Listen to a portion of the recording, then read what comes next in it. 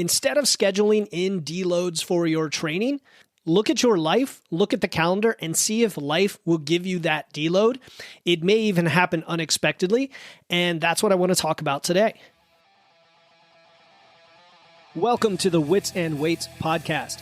I'm your host, Philip Pape, and this twice-a-week podcast is dedicated to helping you achieve physical self-mastery by getting stronger, optimizing your nutrition, and upgrading your body composition.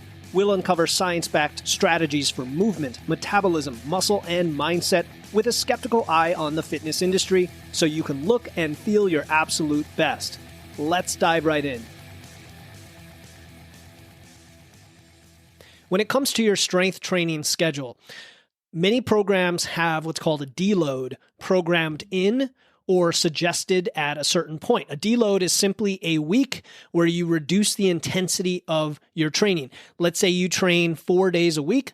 On a deload, you might only train 2 or 3, and you might cut out half of the movements or reduce the intensity a little bit on the main lifts. That's just an example. Now, some programs will say, go ahead and take a deload every 5th week. Or if you feel like a deload is needed after 6, 8, 10 weeks, go ahead and take it. Other programs might say, don't even take a deload unless you absolutely need it. Now, there's not really a right or wrong answer. It really comes down to your level of built-up fatigue and stress. But here's what I want you to consider.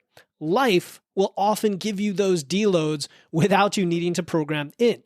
Whether those are vacations, illnesses, holidays, there are all sorts of reasons where if you look at your calendar ahead for the next 6 months, you may be able to intelligently structure your programming calendar so that that week is a deload. And the reason I bring this up is because people often stress about what to do if they're going to go out on vacation for a week, right? Should I go find a gym? Do I bring my bands?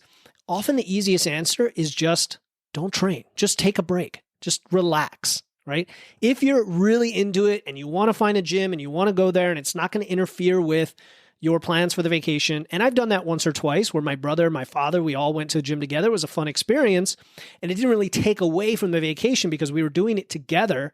But if you're out holed away on your own in a gym when you could be enjoying the local sights, the sounds, social experiences with your friends and family, that might not be a trade-off you want. So look at that week as an opportunity to just not train.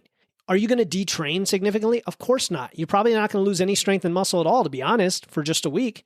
And then you can get back to it. The other cool thing about doing it that way is taking a break lets you learn about your body and whether certain things were beating you up.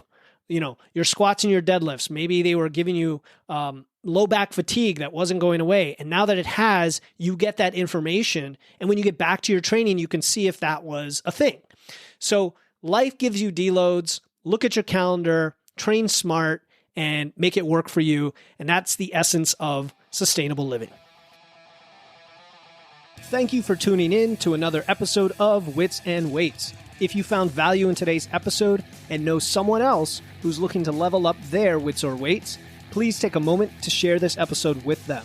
And make sure to hit the follow button in your podcast platform right now to catch the next episode. Until then, stay strong.